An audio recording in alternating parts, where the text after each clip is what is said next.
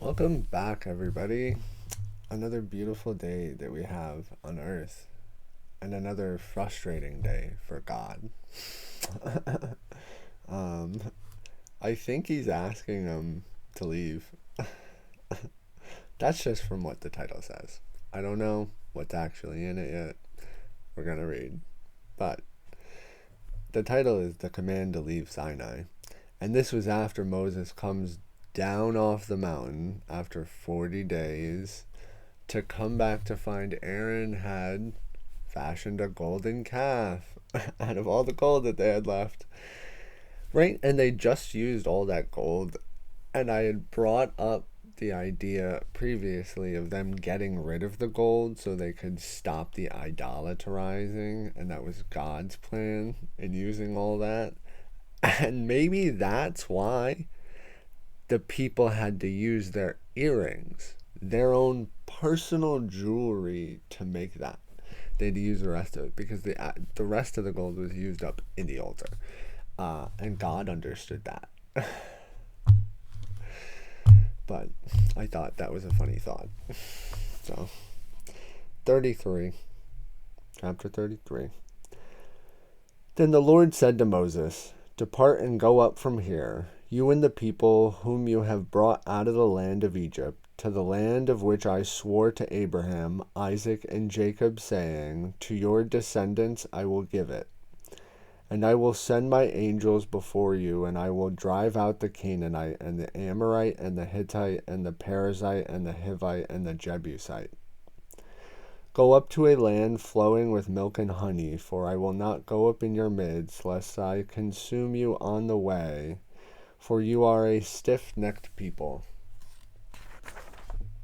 Yes, stubborn. Stubborn. And when the people heard this bad news,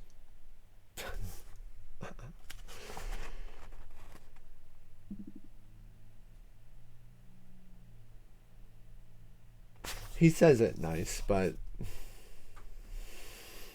who knows? They still get lost, right? He says go now. They still have another 40 years to spend in the desert, right? They mourned, and no one put on his ornaments. Why was that bad news? What are you talking about, guys?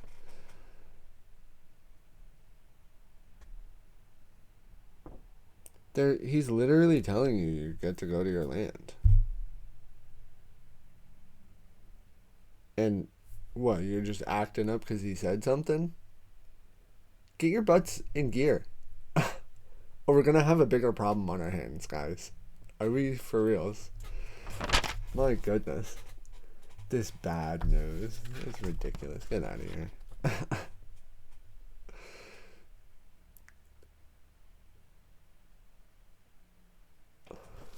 I don't know. I'm not going to lose a wink of sleep over it, but oh my goodness, that is troubling. For the Lord had said to Moses, "Say to the children of Israel, you are stiff-necked people." I understand. And at the end of the day, Moses could have left it out. You know, there can be intermediaries. You don't have to call them stiff-necked people. I could come I could come up into your midst in one moment and consume you. Now therefore take off your ornaments, that I may know what to do to you. So the children of Israel stripped themselves of their ornaments by Mount Horeb. They're treated like children, like actual kids. Like maybe I was treated as a kid, and maybe I should have been treated as a kid, right? Because sometimes you just don't know. But they knew. You know. There's no way you don't know. Like, you know.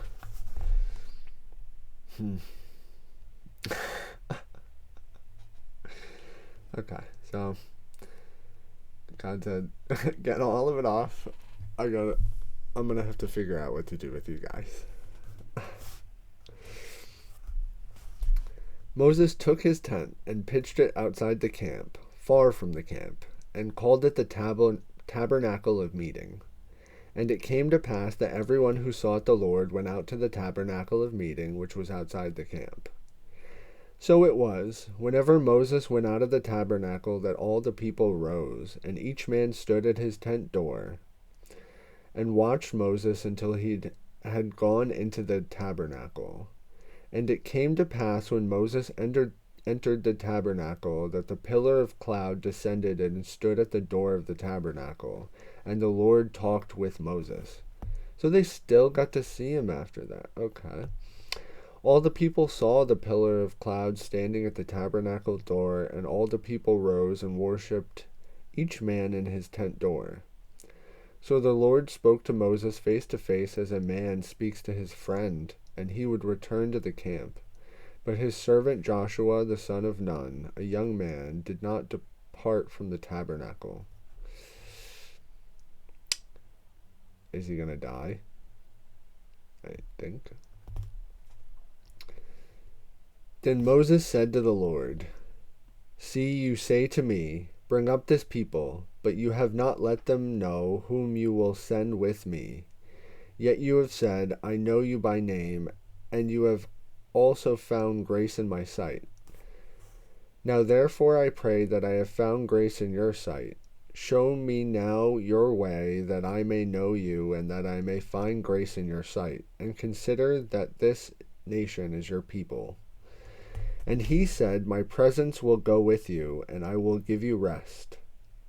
Then he said to him, "If your presence does not go with us, do not bring us up from here.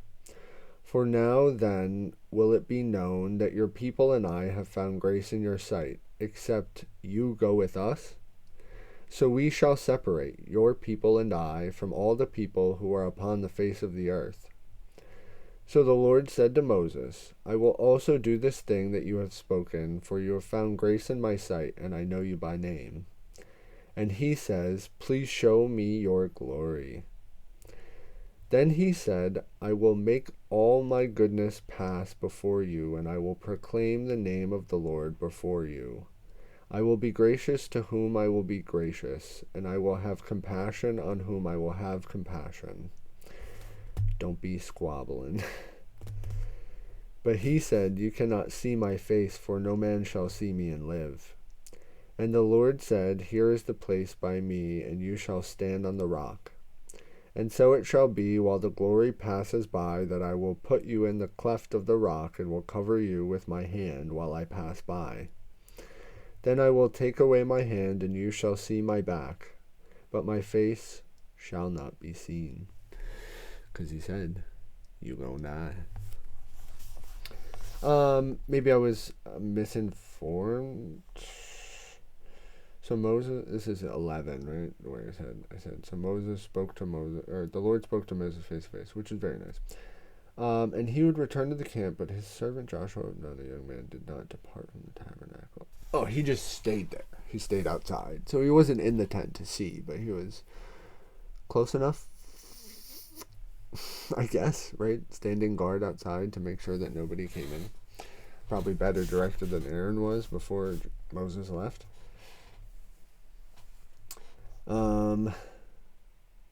So that's really nice. I wish everybody, right, could speak to God like that. But he did get a more intimate relationship with God in real life, right? That most of us would have. But it's a thing, right? And they did that, right? Whenever Moses did that, and they paid respects in public.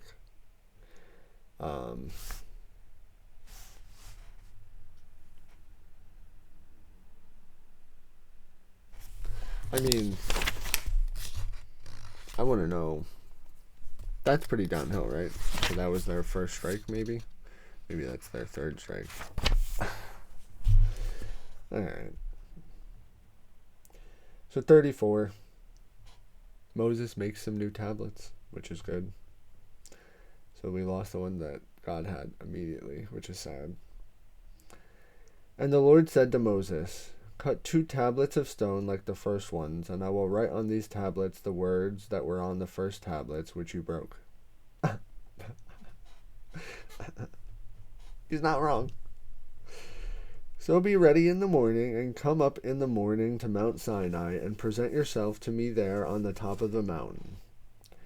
And no man shall come up with you, and let no man be seen throughout all the mountain. Let neither flocks nor herds feed throughout before that mountain. Nobody on the mountain, or they're gonna die. So he cut two tablets of stone, like the first ones. Then Moses rose early in the morning and went up to Mount Sinai as the Lord had commanded him, and he took in his hand the two tablets of stone. Now the Lord descended in the cloud and stood with him there and proclaimed that the name of the Lord. The Lord passed before him and proclaimed, the Lord God, merciful and gracious, long-suffering and abounding in goodness and truth, keeping mercy for thousands, forgiving iniquity and transgression and sin, by no means clearing the guilty, not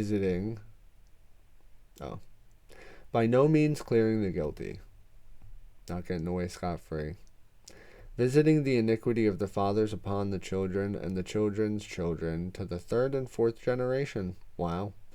It really does follow you. So Moses made haste and bowed his head toward the earth and worshipped. Then he said, If now I have found grace in your sight, O Lord, let my Lord, I pray, go among us. Even though we are a stiff-necked people, at least you acknowledged it, and pardon our iniquity and our sin and take us from your inheritance. It's okay to be stiff-necked. Like, if you sleep wrong, it's not your fault that you slept wrong and you have a stiff neck. It's okay. But just know, right? Oh, I was trying to find some way to bring it up. I enjoyed that way. That was fun. So, get your stiff necks a-moving. And he said, Behold, I have made a covenant before all your people. I will do marvels, such as have not been done in all the earth, nor in any nation. And all the people among whom you are shall see the work of the Lord, for it is an awesome thing that I will do with you. Observe what I command you this day. Behold, I am driving out from you the Amorite and the Canaanite and the Hittite and the Perizzite and the Hivite and the Jebusite.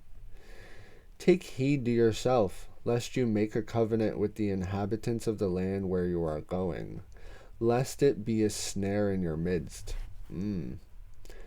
But you shall destroy their altars, break their sacred pillars, and cut down their wooden images. So erase them, which is, it's a little bit hypocritical, but you got to do what you got to do, right? For you shall worship no other God, for the Lord, whose name is a jealous God. Lest you make a covenant with the inhabitants of the land, and they play the harlot with their gods, and make sacrifices to their gods. And one of them invites you, and you eat of his sacrifice. And you take of his daughters for your sons, and his daughters play the harlot with their gods, and make your sons play the harlot with their gods. You shall make no molded gods for yourselves. The feast of unleavened bread you shall keep. 7 days you shall eat unleavened bread as I commanded you. In the appointed time of the month of Abib, for in the month of Abib you came out of Egypt. All that open the womb are mine, and every male firstborn among your livestock, whether ox or sheep. But the firstborn of donkey you shall redeem with a lamb, and if you will not redeem him, then you shall break his neck. All the firstborn of your sons you shall redeem, and none shall appear before me empty-handed. 6 days you shall work, but on the 7th day you shall rest. In plowing time and in harvest you shall rest. And you shall observe the feast of weeks and the first fruits of wheat harvest, and the feast of ingathering at the year's end. 3 times in a year all your men shall appear before the Lord and the Lord God of Israel. For I will cast out the nations before you and enlarge your borders. Neither will any man covet your land when you go up to appear before the Lord your God 3 times in the year. You shall not offer the blood of my sacrifice with the leaven, nor shall the sacrifice of the feast of the Passover be left until morning. The first of the first fruits of your land you shall bring to the house of the Lord your God. You shall not boil a young goat in its mother's milk. Then the Lord said to Moses, Write these words, for according to the tenor of these words I have made a covenant with you and with Israel. So he was there with the Lord 40 days and 40 nights. He neither ate nor drank water, and he wrote on the tablets the words of the covenant, the 10 Commandments. So he spends another 40 days?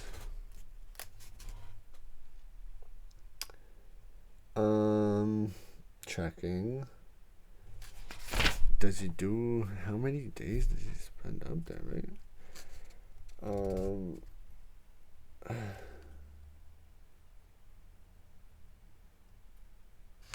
Sorry. None of the people that laid the cover. So he's already up on the mountain, right, to get the first tabernacle. So he's spending another 40 days up here. Okay.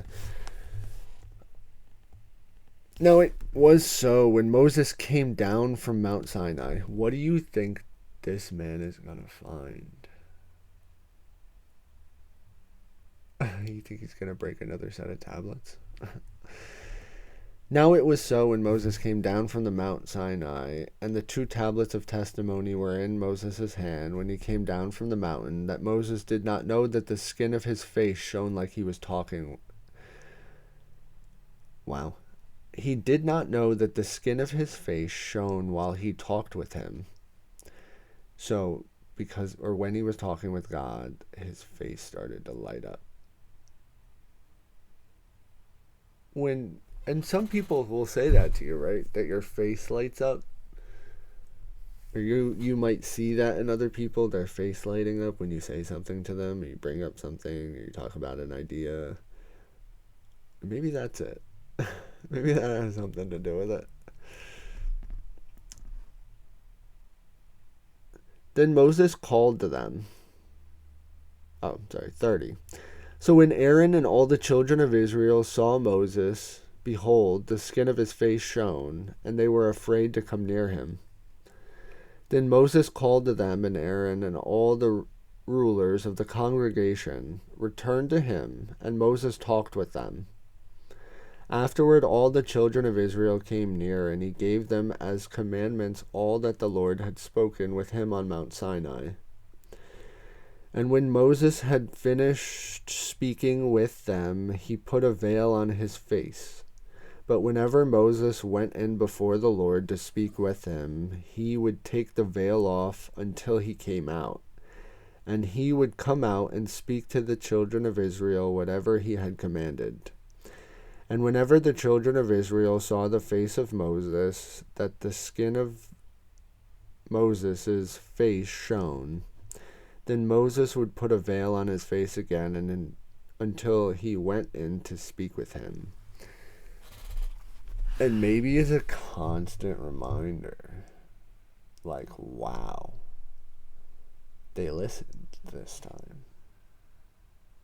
Maybe we should continue these steps forward.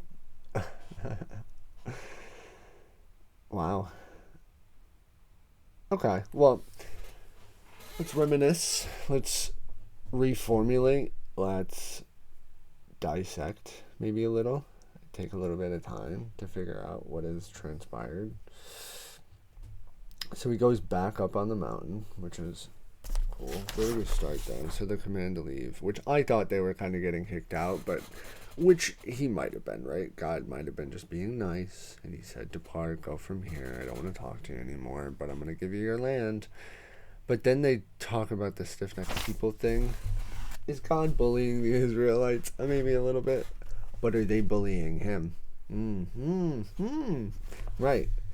And when the people heard this bad, that'd be them as well. And the bad news, they mourned. And no one put on his ornaments. Right? They didn't even know what to do. And why would God tell Moses to call them stiff-necked people? So Moses took up his tent, right?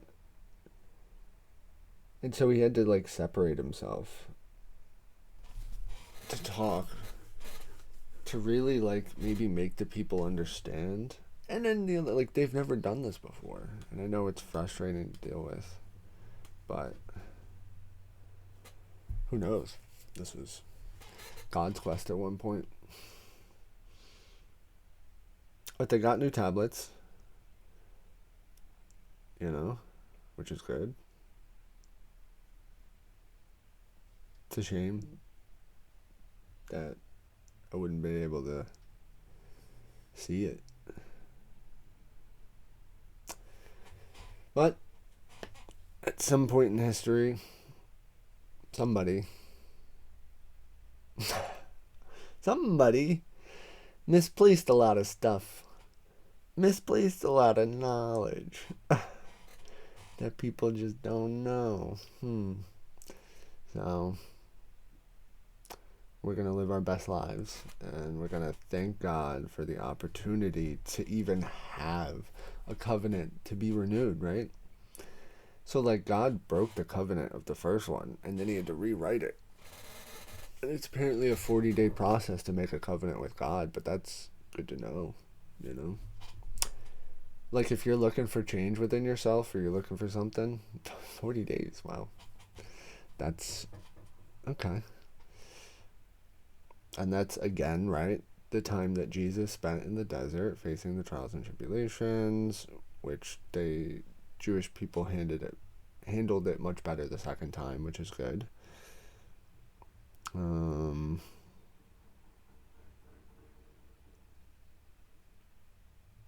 and it's good that they covered his face as a kindness, right? So everybody's not going blind.